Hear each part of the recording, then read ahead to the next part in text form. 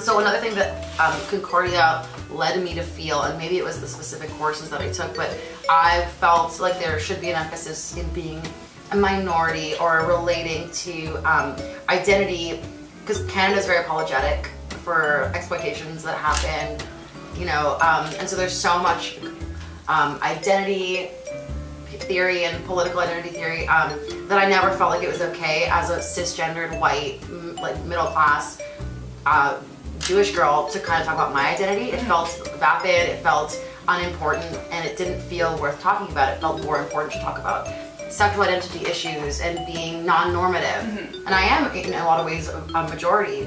Aside from being Jewish, you know, like I said, have all these other non-minority personality or identity aspects. So it didn't feel like something that I could talk about until I left school. And I realized that identity is something that like probably makes you relate to my work and makes, you know, it's something that is relatable, and there is a humor to being normal.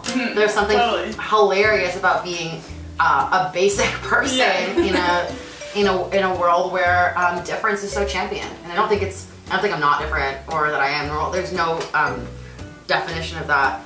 It's not black and white like that, but it started to feel as though real comedy and like being in touch with my own career as a comedian. Like, satire is real when you satirize something that you love or are. You can't parody or satirize something that you don't partake in, because that is just wrong. That's what you're like, look at, like, I don't know, I'm not gonna start even getting into that.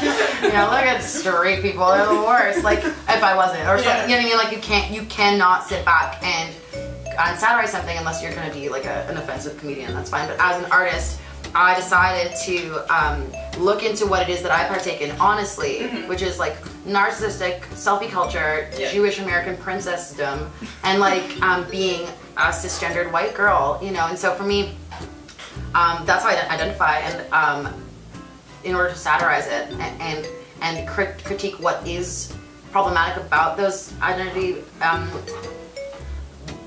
those aspects of my identity, and also to celebrate parts of it that are great and wonderful and funny, I had to tune into what it is that I'm perceived as by others, and how I decide to put myself out there. So I satirize myself by participating in cultures that I see no problem participating in.